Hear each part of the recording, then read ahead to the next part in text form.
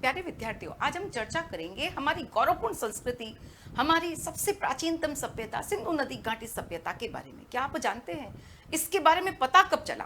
कब पूरे विश्व के सामने सिंधु नदी घाटी सभ्यता की खोज की घोषणा हुई? इसकी घोषणा किसने करी और किस प्रकार से यह सफर जो है तय हुआ? तो आइए जानते हैं उसके बारे में। सबसे पहले हम बात करेंगे कि एक आर्कियोलॉजिकल डिपार्टमेंट होता है, उसकी शुरुआत 1861 में भारत में अंग्रेजों द्वारा की गई। सबसे पहले अलेक्जेंडर कर्निघन साहब जो थे भारतीय पुरातत्व सर्वेक्षण विभाग के हेड बने और इसीलिए उन्हें क्या कहा जाता है, यह अलेक्जेंडर कर्निघन साहब हैं, भारतीय पुरातत्व के प्रथम डायरेक्टर जनरल बनते हैं और इन्हें भारतीय पुरातत्व का जनक कहा जाता है। जो काफी बार आपके एग्जाम में पूछते हैं, भारतीय पुरातत्व विभाग के पुरातत्व के जनक किसे कहा गया? अलेक्जेंडर कर्निघन को भारतीय पुरातत्व का जनक जो है वह कहा गया है। लेकिन कुछ कमियां इनकी भी रही। क्या ये सिंधु नदी घाटी सभ्यता के बारे में विश्व के समक्ष लाते? नहीं, ये नहीं ला पाते, जबकि ये फर्स्ट व्यक्ति है जो इस डिपार्टमेंट के हेड बनते हैं। अब बात करते हैं पुरातत्व की पसंद क्या थी, ये लोग कैसे इतिहास का अध्ययन करते हैं। अगर मैं कहूं आपको हिस्ट्री पढ़नी है तो आप क्या करोगे? बुक्स लाओगे, बुक से पढ़ोगे, खोज करने तो नहीं निकलोगे, खुदाई तो नहीं करोगे। ठीक इसी प्रकार से जो आर्कियोलॉजिस्ट होते थे वह क्या करते थे, लिखित स्रोत यानी अभिलेख है, कोई लिखा हुआ मिलेगा तभी तो उससे हिस्ट्री पता करेंगे, या कोई ग्रंथ मिल गया इस प्रकार से। यानी इसका मतलब क्या है, जो रिटर्न में लिखित सोर्स होते थे उसी को पसंद करते थे। किसको पसंद करते थे? लिखित स्रोत जो है उसी को पसंद करते थे। लिखित स्रोत, अभिलेख हो गए, कोई आपके जो ग्रंथ हो गए, किताबें हो गई, साहित्य जिसको हम कहते हैं, साहित्य को पसंद करते थे। इसी प्रकार से अलेक्जेंडर कर्निघन ने भी अपनी जो है शुरुआत करी। कर्निघन की रुचि भी किसमें थी? इन्होंने भी अभिलेख जो थे उनका संग्रहण किया, फिर उसका प्रलेखन किया, उसका अनुवाद किया। इनकी भी रुचि इसी के अंदर थी। इसके अलावा चीनी यात्री भारत आए थे, हैंसांग भारत आया है ना, वैनसांग जो है भारत आया था, फाहियान भारत आया। तो ये चीनी यात्री जहां पर आए थे, जो स्थान थे महात्मा बुद्ध से संबंधित थे। चीनी यात्री क्यों आए थे? बौद्ध धर्म के लिए आए थे, उसको जानने के लिए आए। तो वो जिन स्थानों पर जाते थे उसका वर्णन करते थे। उनके द्वारा लिखी गई बहुत सारे उनके यात्रा वृत्तांत है जो इतिहास के बारे में हमें बताते हैं। तो यह भी जो है इन लोगों के लिए एक बहुत इंटरेस्टिंग हुआ करते थे कि भाई हैंसांग ने क्या भारत के बारे में बताया, उसको पढ़ करके भारत को जान सकते हैं, भारत का प्राचीन इतिहास जान सकते हैं। और कर्निघन की भी रुचि इसी के अंदर थी। अगर हम बात करें कि क्या खोजते थे और कौन सा टाइम पीरियड खोजते थे, इतिहास का प्रारंभ इन लोगों ने क्या माना? ऐतिहासिक काल को माना। क्या आप जानते हैं ऐतिहासिक काल किसे कहा गया है? ऐतिहासिक काल जो है वह माना जाता है 6ठी शताब्दी ईसा पूर्व। 6ठी शताब्दी, भाई यहीं से हिस्ट्री शुरू करते हैं। पहले हिस्ट्री को यहीं से स्टार्ट मानते थे कि भाई 6ठी शताब्दी ईसा पूर्व हम देखते हैं राजा वगैरह बन गए, महाजनपद बन गए और यहाँ से हमें काफी कुछ लिखा हुआ मिलता है। यहाँ से लेकर के 4ठी शताब्दी तक देखो, यह तो ईसा पूर्व, और 4ठी शताब्दी गुप्त काल, स्वर्ण युग जो है हमारा, और इसके बाद का काल तथा इसके जो बाद का काल है वो बहुत ही महत्वपूर्ण माना गया था। और यहीं से हिस्ट्री को हम पढ़ते हैं, जानते हैं। और क्या खोज करते थे? सांस्कृतिक महत्व की वस्तुएं। सांस्कृतिक महत्व की वस्तुएं यानी जो हमारे पास अभिलेख मिल जाते हैं, जो हमें साहित्य मिलता है, जैसे समुद्रगुप्त की प्रयाग प्रशस्ति है, बहुत सारे हमारे पास जो ग्रंथ हमें प्राप्त होते, वह सब इंटरेस्टिंग होते थे और वहीं से हम इतिहास को खोजते थे। हड़प्पा पूरा स्थल कर्निघन के अन्वेषण के ढांचे में अनुपयुक्त था। अनुपयुक्त मतलब उन्हें इसमें रुचि नहीं थी। क्या हड़प्पा, मोहनजोदड़ो शहर इन्होंने नहीं खोजे? नहीं, कर्निघन साहब को यहाँ से एक मोहर मिली भी थी, लेकिन हड़प्पा कोई चीनी यात्री आता नहीं था। यहाँ पर कोई चीनी यात्री आता नहीं था क्योंकि बौद्ध धर्म से इसका कोई संबंध नहीं।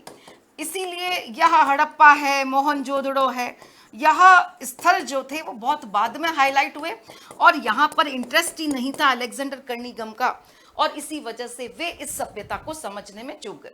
अब बात आती है कि क्या कर्निघन को कोई चीज हड़प्पा से मिली नहीं थी? मिली थी, खुदाई करते थे, आर्कियोलॉजिस्ट थे, तो यहां पर से एक मोहर प्राप्त भी हुई थी। लेकिन उन्होंने क्या सोचा, यह मोहर जहां तक वो जानते हैं इतिहास के ज्ञात काल से संबंध रखती है। इतिहास का ज्ञात काल का मतलब क्या है? ज्ञात काल का मतलब है 6ठी शताब्दी ईसा पूर्व, 5वीं शताब्दी ले लो, थोड़ा बहुत और पीछे चले जाओ, लेकिन 3000 ईसा पूर्व सोचा भी नहीं, कल्पना भी नहीं करी। तो यह मोहर मिली तो थी, किसी व्यक्ति ने लाकर मोहर दी भी थी, लेकिन उन्होंने इतिहास का प्रारंभ कहां से माना? इतिहास का प्रारंभ गंगा के किनारे पनपे शहर से। गंगा घाटी जो है के किनारे जो शहर है, गंगा घाटी के किनारे पनपे शहर से ही माना, पनपे जो शहर है वहीं से इतिहास का प्रारंभ माना। जो आप पढ़ते हो, महाजनपद पढ़ते हो, उन्हीं को ही, यहीं से ही ऐसा माना कि इतिहास यहीं से शुरू होता है, यहीं से ही हमारी हिस्ट्री जो है प्रारंभ होती है। भाई जो ढर्रा चल रहा होता है, जैसे आपसे पहले के बच्चे हैं वह भी तो 12th की बुक से पढ़ रहे हैं, और इसी प्रकार से आपकी 12th की बुक से पढ़ रहे हो, आप कोई नया तो नहीं पढ़ोगे। तो जो चल रहा होता है हम उसी में कंफर्टेबल रहते हैं, और इसीलिए हम उसी को फॉलो करते हैं। हम उसके पीछे बियॉन्ड जाने की, सोचने की भी क्षमता नहीं रखते। और यही कमी किसकी रही? अलेक्जेंडर कर्निगन साहब की रही। अब बात करते, देखो यह ऐसी मोहर मिली थी कर्निगन को। कैसी मोहर मिली थी? हड़प्पा से इस प्रकार की, जिसपे जानवर का चित्र है, और यह जो है लिपि है जिसको पढ़ा नहीं जा सका था। भाई पढ़ा जाता तब तो पता चल जाता कि ये 3000 ईसा पूर्व की सभ्यता है। पढ़ा नहीं जा सका तो उन्होंने सोचा यह भी 6ठी शताब्दी ईसा पूर्व की ऐतिहासिक टाइम पीरियड की ही रही होगी, और इसीलिए उन्होंने इसको जो है दरकिनार कर लिया। अब चलते तो फिर हड़प्पा सभ्यता की खोज कब हुई? अब चलते 20वीं शताब्दी का प्रारंभिक दशक, 20वीं शताब्दी यानी 1900, 20वीं शताब्दी और उसी का प्रारंभिक दशक, 20वीं शताब्दी प्रारंभिक दशक की तरफ चलते हैं। 1910, 1920, 1921 यहां पर चलते। और यहां पर क्या हुआ? दयाराम साहनी जी को कहां से एक मोहर मिली? हड़प्पा से मोहर मिली।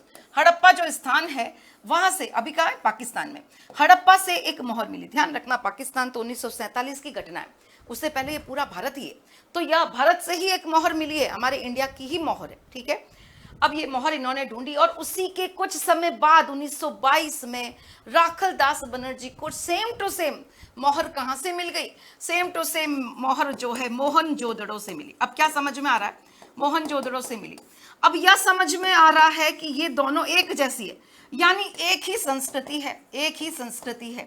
और एक और चीज बहुत जबरदस्त समझ में आई कि यह गंगा घाटी के आसपास पनपे शहरों के समय की नहीं है, यह तो कोई बहुत प्राचीन सभ्यता की।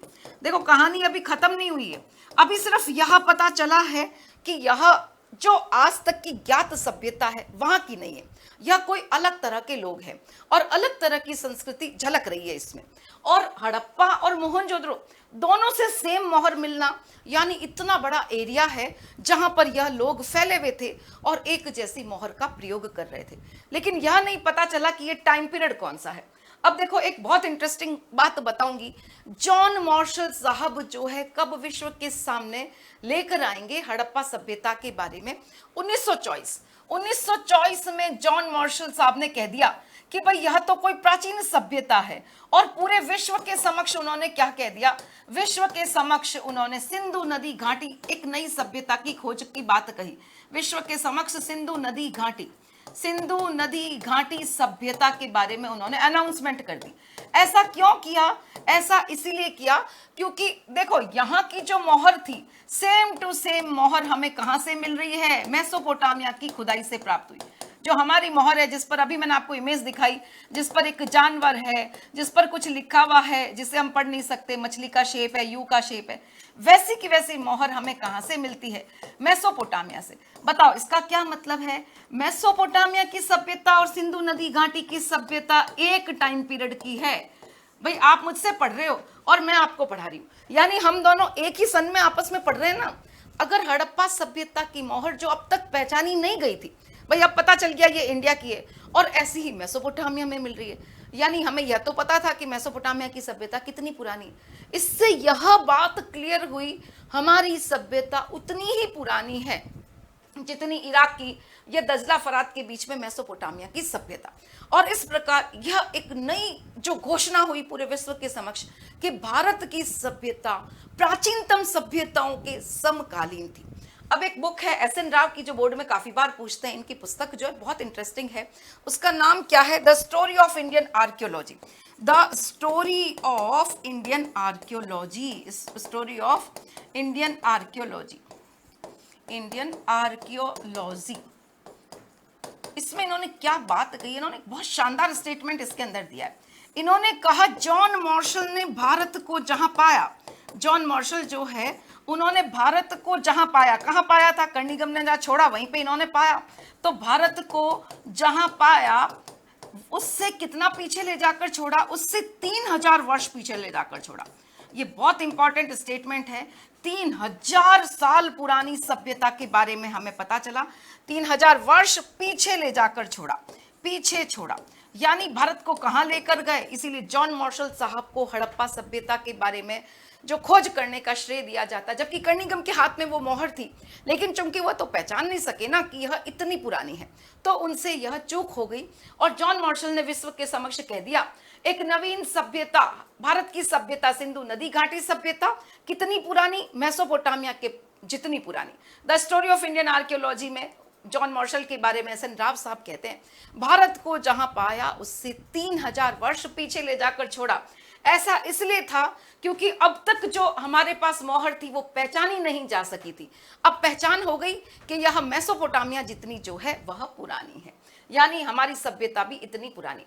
अब भारतीय पुरातत्व में एक व्यापक परिवर्तन का काल आया। इससे पहले जो लोग थे, ध्यान रखना है, अभी तक जैसे कर्णिघन साहब है वो पेशेवर पुरातत्वविद नहीं थे, लेकिन यह पेशेवर पुरातत्वविद थे। कौन? John Marshall.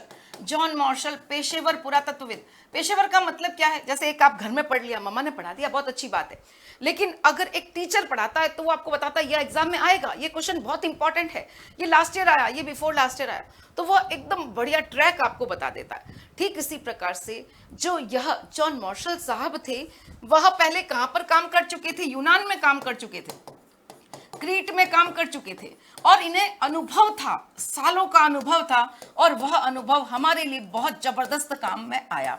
जॉन मार्शल की कमी है। अब कमी क्या है? अभी तो मैडम ने कहा सब बढ़िया था, देखो एक बहुत बड़ी कमी क्या थी उनकी, वह क्या करते थे, मान लो यह इतने एरिया की खुदाई करी, तो यहां से जितनी भी वस्तुएं प्राप्त हुई, चाहे वो इस टाइम पीरियड की चाहे इस टाइम पीरियड की, उसको सभी को एक साथ रख देते, जो बिल्कुल गलत है। देखो यह जो लेयर है ना वह नवीनतम लेयर है, जो सबसे नीचे वाली लेयर है वह क्या है? सबसे पुरानी सभ्यता है, यानी इसको क्या कहते हैं, लेयर्स वगैरह को, इसको कहते हैं स्तर विन्यास। और यह इनकी बहुत बड़ी जॉन मार्शल साहब की कमी थी, वो सारी पूरा वस्तुओं को जो एक भाग से मिलती थी उसको एक साथ रखते थे और स्तर विन्यास को अनदेखा कर दिया। यहाँ पे भी बहुत इंपॉर्टेंट क्वेश्चन पूछते हैं कि उनकी कमी क्या थी, कि वह स्तर विन्यास जो है उसको समझ नहीं पाए, यह उनकी कमी रही। देखो उत्कर्ष ऑनलाइन ट्यूशन के 2024-25 का एकेडमिक सेशन का आगाज हो चुका है, और इसी के साथ साथ आपको जो है यहाँ पर फी चार्ट भी बता दिया गया है। 6 से 8 तक 2500, 9th 10th के 3800 और 11th 12th के जो है 4500 रुपए पूरे साल भर के हैं, जिसमें आपको बहुत ही शानदार फैकल्टी मेंबर्स के द्वारा पढ़ने का घर बैठे बहुत ही शानदार मौका मिलने वाला है। चाहे आप हिंदी इंग्लिश मीडियम के हैं, CBSE, RBSE, UP, MP, Bihar board के हैं, तब भी आप हमारे इस कोर्स को एंजॉय कर सकते हैं। सभी के लिए, सभी जो हम देखते हैं हिंदी और इंग्लिश मीडियम के विद्यार्थियों के लिए सारे सब्जेक्ट की सुविधा यहाँ पर आपको मिलेगी। लेकिन एक खास बात, एक्स्ट्रा 20 अगर यह आप कूपन अप्लाई करोगे, कूपन कोड, तो आपको 20% का और डिस्काउंट जो है वह मिल जाएगा। एक और सूचना इसी के साथ, एक हमने प्रो बैच लॉन्च किया है, 20% का अतिरिक्त डिस्काउंट उस पर भी है। इसमें क्या खास बात है, इसमें क्या अलग है, तो ध्यान रखना, सिलेबस तो हम आपको बहुत जल्दी टाइम पर कवर करवा ही देंगे, कोशिश नवंबर तक कंप्लीट करवाने की रहेगी, लेकिन उसके बाद हम आपको क्रैश कोर्स देंगे। बोर्ड के एग्जाम के लिए आपको मॉडल पेपर भी मिलेंगे। मॉडल पेपर मतलब जिस तरीके के क्वेश्चन आपके बोर्ड में आएंगे ठीक उसी प्रकार की प्रैक्टिस करवाएंगे, जिससे एग्जाम फोबिया बिल्कुल खत्म। अगर आप नॉन बोर्ड के हो तो क्या करेंगे हम, तब भी हम क्रैश कोर्स करवाएंगे, और जो मोस्ट इंपॉर्टेंट क्वेश्चंस है वह भी हम आपको करवाएंगे। तो देर किस बात की, आज ही कोर्स को परचेज कीजिए और अपनी तैयारी को शानदार कीजिए।